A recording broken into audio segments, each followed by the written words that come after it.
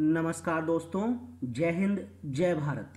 आज इस वीडियो में मैं बताऊंगा डाई कास्टिंग के बारे में। टॉपिक शुरू करने से पहले मैं ये बताना चाहूँगा कि डाई कास्टिंग कोर्स आउटकम 2 का थर्ड लर्निंग ऑब्जेक्टिव का पार्ट है। इसके कंटेंट्स हैं die casting, centrifugal casting, investment casting और इन्वेस्टमेंट कास्टिंग में स्पेशली लॉस्ट वैक्स कास्टिंग और परमानेंट मोल्ड कास्टिंग, और इसका थ्योरी एग्जाम होगा।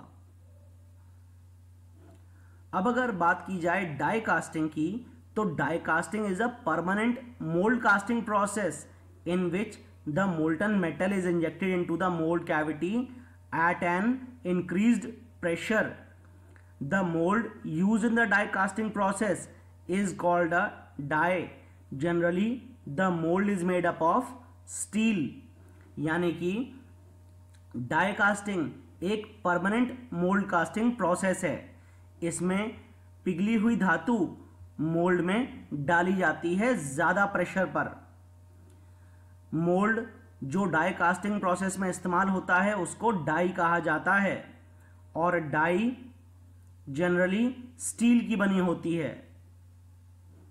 The molten metal injection is carried out by a machine called die casting machine. Pressure is maintained during solidification, then mould is opened and part is removed. Use of high pressure to force metal into die cavity distinguishes die casting from other permanent mould processes. मतलब पिघली हुई धातु mould में die casting machine द्वारा डाली जाती है, और पूरे समय जब तक धातु जमती नहीं है तब तक दबाव मेंटेन किया जाता है।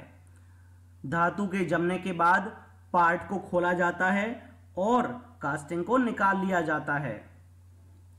अब अगर बात की जाए डाई कास्टिंग और बाकी के अन्य परमानेंट मोल्ड प्रोसेसेस के बारे में, तो दोनों में अंतर केवल ये है कि डाई कास्टिंग में ज़्यादा प्रेशर का इस्तेमाल किया जाता है पिघली हुई धातु को डाई में डालने के लिए। Die casting is a highly productive method of casting parts with low dimensions tolerance and high surface quality. The following parts are manufactured by die casting method: automotive connecting rods, piston, cylinder beds, electronic enclosures, toys, plumbing fittings। यानी die casting method ज़्यादा production के लिए इस्तेमाल किया जाता है, और die casting process का इस्तेमाल जहां पर लो डायमेंशनल टॉलरेंस हो और सरफेस फिनिश की क्वालिटी हाई चाहिए हो, वहां पर इसका इस्तेमाल किया जाता है। Normally automotive connecting rods, piston, cylinder beds, electronic enclosures, toys और प्लम्बिंग फिटिंग्स के लिए डाई कास्टिंग मेथड का इस्तेमाल किया जाता है। There are two principal die casting methods. First is hot chamber die casting and the second one is cold chamber die casting. यानी दो मेन डाई कास्टिंग मेथड्स हैं, पहला हॉट चैम्बर डाई कास्टिंग और दूसरा कोल्ड चैम्बर डाई कास्टिंग। अब अगर बात की जाए हॉट चैम्बर डाई कास्टिंग के बारे में, तो the metal is melted in a container and a piston injects liquid metal under high pressure into the die. High production rates that is 500 parts per hour can be easily made using hot chamber die casting. Applications limited to low melting point metals that do not chemically attack plunger and other mechanical components. Normally, zinc, tin, lead and magnesium are used as casting metals।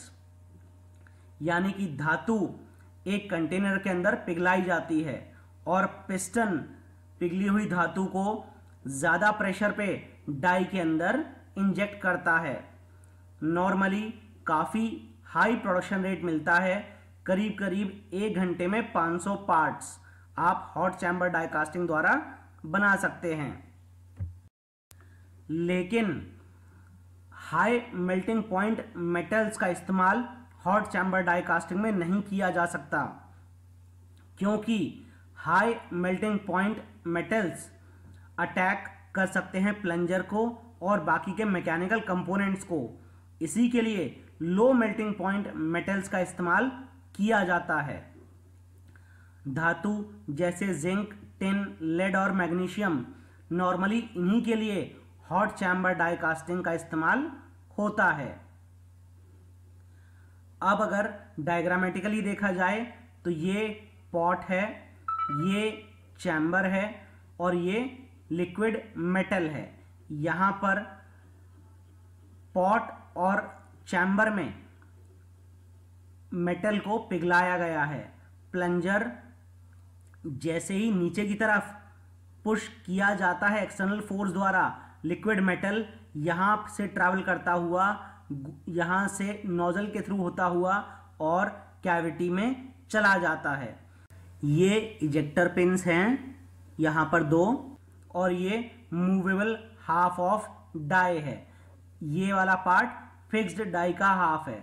जैसे ही liquid metal यहाँ से nozzle के through होता हुआ cavity में जाएगा, वैसे ही यहाँ पर वो जमना शुरू हो जाएगा। जैसे ही मेटल यहाँ पे जमेगा, इजेक्टर पिन्स पीछे हो जाएंगी और मूवेबल हाफ ऑफ डाई ये भी पीछे मूव कर जाएगा। ये वाला पार्ट यानी कास्टिंग आराम से बाहर निकाली जा सकती है। वापस से जब कास्टिंग दोबारा करनी हो तो इजेक्टर पिन्स द्वारा मूवेबल हाफ को वापस चिपका दिया जाता है और प्लंजर पे एक्सटर्नल फोर्स द्वारा हाई प्रेशर एक्सर्ट करते हुए और लिक्विड मेटल को वापस से कैविटी में पहुंचाया जाता है। With die closed and plunger withdrawn, molten metal flows into the chamber. यानी डाई जैसे ही बंद होती है और प्लंजर विदड्रॉ किया होता है, मोल्टन मेटल चैम्बर के अंदर आ जाता है और बाद में plunger forces metal in the chamber to flow into die, maintaining pressure during cooling and solidification. यानी कि बाद में प्लंजर फोर्स एक्सर्ट करता है पिघली हुई धातु पे और पिघली हुई धातु को कैविटी के अंदर पहुंचा देता है। यहाँ पर मोल्टन मेटल ठंडा होता है और सॉलिडिफाई होता है। इस पूरे प्रोसेस में प्रेशर मेंटेन रहता है। Next is cold chamber die casting. In cold chamber die casting, molten metal is poured into unheated chamber from external melting container and a piston injects metal under high pressure into die cavity. High production but not usually as fast as hot chamber machines because of pouring steps. Normally, aluminium, brass and magnesium alloys can be cast using cold chamber die casting. And advantages of hot chamber process favor its use on low melting point alloys, especially zinc, tin and lead. यानी cold chamber die casting में unheated chamber में metal को बाहर से पिघला के डाला जाता है और पिस्टन उस पिघली हुई धातु को ज्यादा प्रेशर पे केवल डाई कैविटी तक पहुंचाने का काम करता है।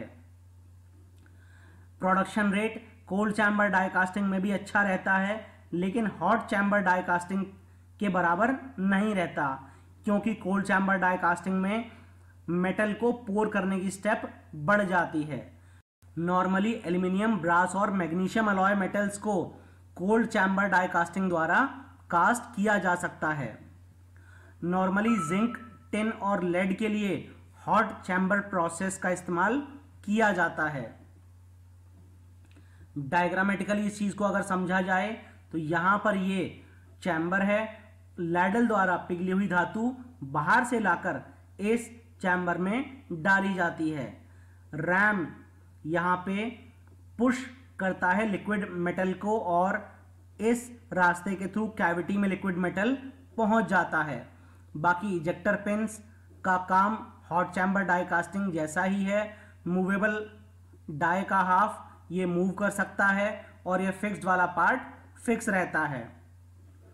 With die closed and ram withdrawn, molten metal is poured into the chamber. यानी डाई जब बंद होती है और रैम बाहर की तरफ होता है, तब पिघली हुई धातु यहाँ पे चैम्बर में डाली जाती है।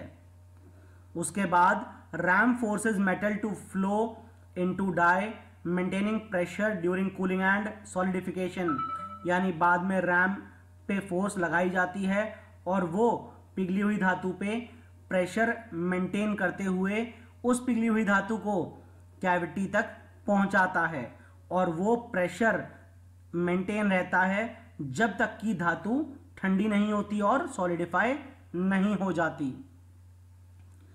अब अगर बात की जाए एडवांटेजेस और डिसएडवांटेजेस ऑफ डाई कास्टिंग की, तो सबसे पहला एडवांटेज है high productivity, second is good dimensional accuracy, third is good surface finish, fourth is thin wall parts may be cast, next is very economical process at high volume production, next is fine grain structure and good mechanical properties are achieved, next is intricate shapes may be cast, and the last one is small size parts may be produced। मतलब कि production का rate काफ़ी high रहता है, dimensional accuracy अच्छी रहती है, surface finish भी अच्छी रहती है, पतली वॉल्स जैसी चीज़ें भी आराम से कास्ट हो सकती हैं, ज़्यादा प्रोडक्शन पे इकोनॉमिकल प्रोसेस होता है डाई कास्टिंग, ग्रेन का स्ट्रक्चर काफ़ी अच्छा रहता है और मैकेनिकल प्रॉपर्टीज़ भी अच्छी मिलती हैं, कॉम्प्लेक्स शेप्स भी डाई कास्टिंग द्वारा कास्ट की जा सकती हैं और छोटे साइज़ के जो पार्ट्स हैं उनको भी इजीली कास्ट किया जा सकता है। अब अगर डिसएडवांटेजेस की बात की जाए तो not applicable for high melting point metals and alloys, large parts cannot be cast, high die cost, tool long lead time, some gases may be entrapped in form of porosity। मतलब कि ज़्यादा high melting point metals और alloys के लिए die casting आप process use नहीं कर सकते, जैसे कि स्टील के लिए बड़े पार्ट्स डाई कास्टिंग द्वारा कास्ट नहीं किए जा सकते, डाई की कॉस्ट काफ़ी हाई रहती है, लीड टाइम भी लंबा रहता है और कुछ गैसेस पोरोसिटी के फॉर्म में कास्टिंग में एंट्रैप हो सकती हैं। आज इस वीडियो में बस इतना ही। जय हिंद, जय भारत।